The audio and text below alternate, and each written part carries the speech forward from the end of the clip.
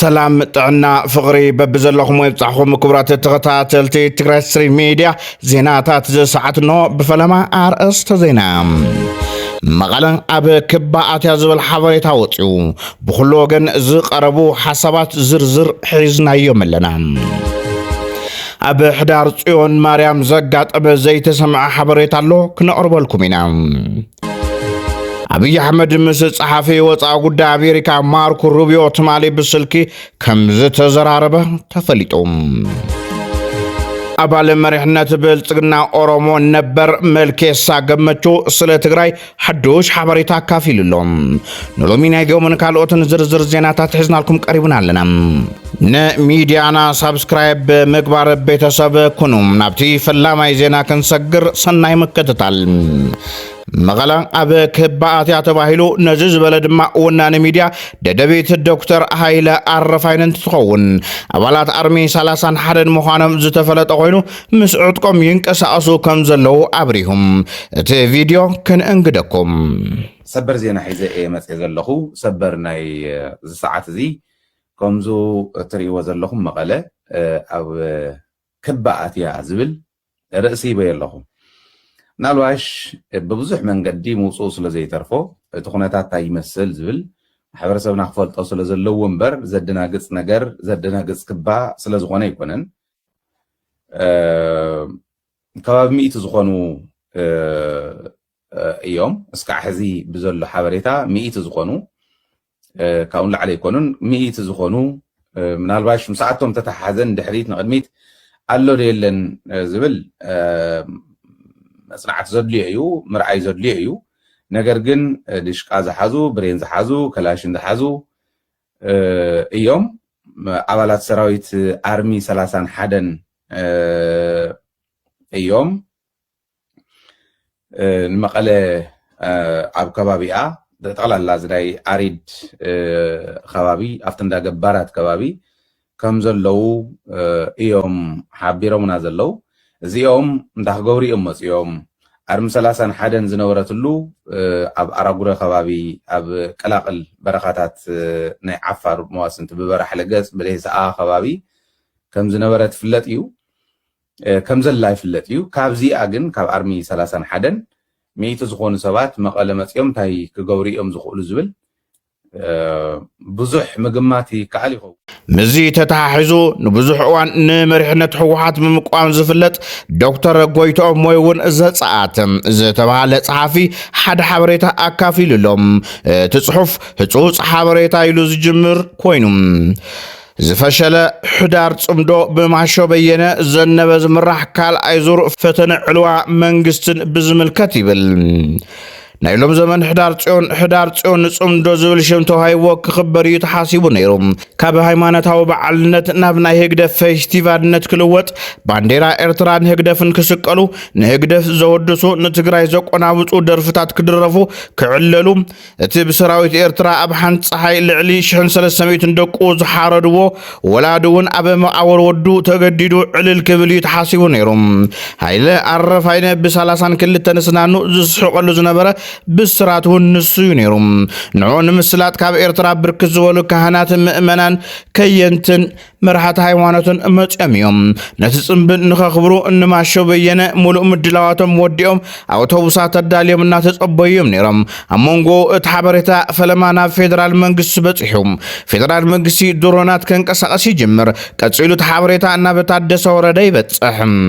ታደሰ ድማ አይኸውንን እዚ ናበድላይ ዘይኮነ ጎንጽ ዘእትወናዩ አነ የለኹሉን ቢዶነንኩም እዚ ትገብሩ እንተኾንኩም ክፍጠር ንዝኽእል ነገር ሓላፍነት ተወስዱ ከምኡ ዝግበር እንተኾይኑን አነ ኣብቲ በዓል ጋሻ ኮይነ አይርከብን ይብል ድሕሪ ክንደይ ሰሓቦ ጉተቶ ይትረፍ ተባሂሉ ይተርፍ በዚ ድማ ህግደፍን ኣብ መቐለ ዘሎ ጨንፈሩን ይዓብዱ በቲ ኩነታት ዝተናለዱ ሓለፍቲ ህግደፍን ጀነራላት ሻዕብያን ምስ ማሾ በየነን እንፈትለን ኮይኖም ብመዘራረብ ልዕሊ ታደሰ ካልኣይ ዙር ዕልዋን ንኽግበር ትማሊ ኣብ ስምምዕ ይበጽሑም በዚ መሰረት ትማሊ ኣጋምሾት ኣብ ትሕቲ ማሾ በየነ ዘላ ኣርሚ 31 ነዚ ምሽን እዚ ንምፍጻም ናብ መቐለ ደጀን ቢሮ ንኽትንቀሳቐስ ብኣዛዚኣ ዘነበ ትእዛዝ ተዋሂብዋ ኣብ ሰዓት ኣብ ኩሓ በፂሓላ ይብል ነዚ ናይ ሎሚ ምንቅስቓስ ፍሉይ ዘብሎ እቶም ኣባላት ኣርሚ 31 ከምቲ ዝሓለፈ እዋን ጥራሕ ኢዶም ዘይኮነስ ምስ ሙሉእ ዕጥቆም እዮም ንኽንቀሳቐሱ ትእዛዝ ተዋሂብዎም ዘሎ ኢሉሎም حتى دما دموزن تقما تقمن يكبرلنا زولي كون اتناي دموزن تقما تقمن قداي قدم سومنات بكابينه دم بيصيو علوات كم سرخو زفلت يو كبل يقصل نماشو مديدن بتلو مشت حزم وزلو هنددان تقصلون نا بغبري ان تشريفو مومن كبيد صقم كفطريوم زي نتግራይ نعاتومن نابزي وصو صقم زاتيو كون كبل صحيفلهم نصحف دكتور غيتوم زتقامو وغنات حاسوتيو كبلو غبره ملس شوبم ولهم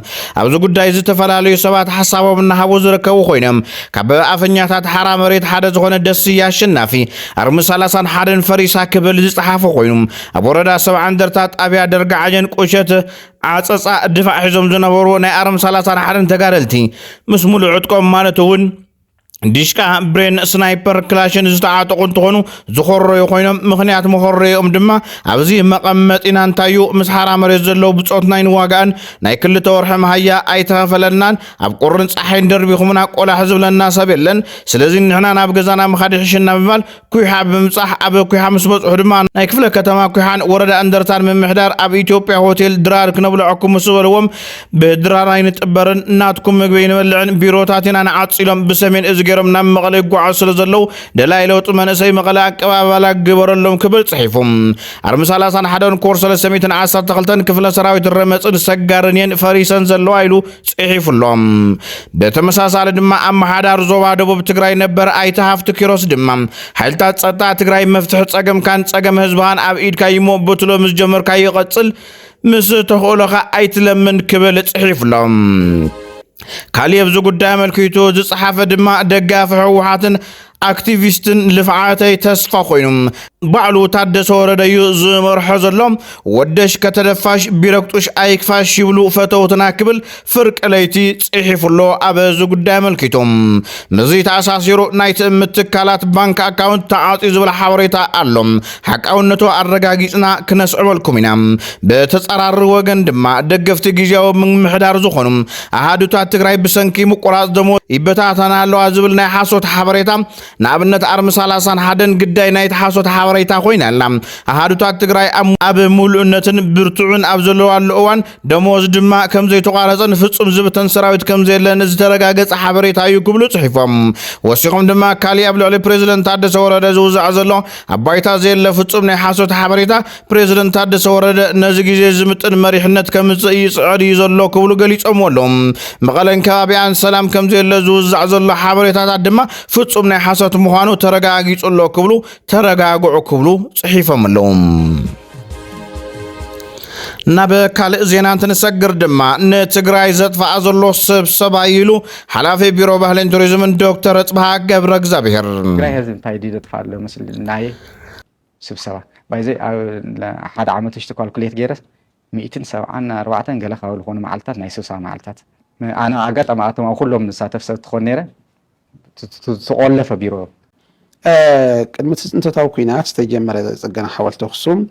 حزي كلاي كرمتي كحلف ابزي يخللو بتعمي كبير كنت هتركب دهرت كنتات قدميا قوهابو اي غبا اندو نيرو زحلف حلف ولا حزي خيال لو زبل قدم زخرمت كنت عنت وزبلنا يا متى تتحيزوا لله زبلتا انا ميجي ما حطوا صداقتي تقراي بتعبوا الحصره جيزه كمولو قيح بناي كلن عادتات معقني ناو جرين سبسبا او تግራይ ስራሕ ስለ ዝኾነ ኣነ ዲስፕሩቭ ገበር ደልየ ስብሰባ ስራሕ ኣይኮነን ዘመድረኻት እዚኣቶም ኣብ ትግራዋይነት ኣብ ብሄራውነት ኣብ ሰላም ኣብ ሓድነት ኣብ ምህዞ ኣብ ፈጠራ ኣብ ሕወት እዮም ዝንገብሩ ካብዚ ኣጀንዳ እዚ ወጻኢ ብፍጹም ሰራሕተኛታት እቶት ምምሕዳር ከተማ አዲስ አበባ ካሜራ ዝተገጠመሉ ክዳን ከም ዝገብሩ ተወሲኖም እቲ ኣብ መንጎ ግብሪ ከፋልን ደላልን ዘሎ ግዕዝና ከም ዘትርፍ ድማ ተስፋ ተገይሩሎም ከምዝታት ዝበሉ ምዕቡል ኣሰራርሓ ቅድሚ ኩሉ ናብ ትግራይ ክትኣታቶ ዝግባእ ነቲ ናይ ትግራይ ኣተኣኻኽባ ግብሪ ዘለዎ ጉድለት ጥራሕ ዝባኑ ኣትሪፉ ነቶም ሊያቡ ከቃልዖም ይኽእል እዩ ተባሂሎም አባለ መሪሕነት ብልጽግና ኦሮሞ ነበር መልኬሳ ገመቹ አብይ አህመድ ንትግራይ ዝሓስቦ ካልኡ ይክብል ተዛሪቡ ትግራይ ህዝብ ማዳከም በስትራቴጂ ደረጃ ተነድፎበት የሄደበት ያለ ነው። አሁን እኔ ይሄንን የማገኘው ከውስጥ ነው። ግን ጦርነቱ አይቀርም የጊዜ ጉዳይ ነው። ግን ምንድነው ቅደም ተከተል መምጣት ያለበት ነው። አሁን አብይ ፈርቷል ስንል እኮ አያደርግም ማለታችን አይደለም፣ ያደርጋል። ነገር ግን ቅድመ ሁኔታዎች አሉ። ቅድመ ሁኔታዎቹ አንዱ ኤርትራን ከተቻለ መያዝ እንደሆነ ነገር ከፋፍሎ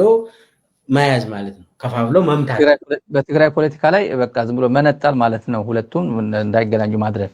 አንዱ እሱ ነው። ሁለተኛ ደግሞ ትግራይ ህዝብን ማዳከም በውስጥ እንዲዳከሙ ማድረግ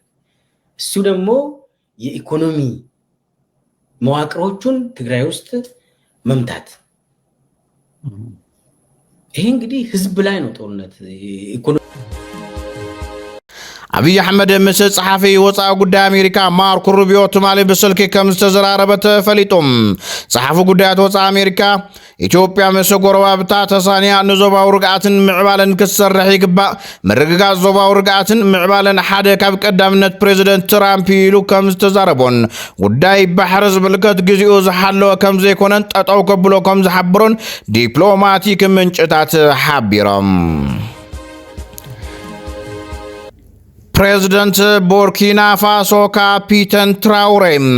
ክሰርቁ ዝተሓዙ ሊያቡ ተዓዲ ነቲ ዝሰረቕዎ መጠን ገንዘብ ወይ እውን ግምት ንብረት ሰሪሖም ክሳብ ዝምልሱ ኣብ ናይ መንግስቲ ናይ ልምዓት ስራሕቲ ንኽሰርሑ ዝፈቅድ ሓዱሽ ሕጊ ብምውፃእ ንሊያቡ ኣብ ቤት ማእሰርቲ ዳጉንካ ካብ ምቕላብ እቲ ሰረቕዎ ሙሉእ ብምሉእ ክሳብ ዝምልሱ ብስራሕ ዓዶም ከልምዑ ንስርቂ ከም ሕጋዊ ልቓሕ ዝቆፅር ሕጊ ኣውፅኡ ዝብል ዜና መዘራረቡ ኮይኑሎም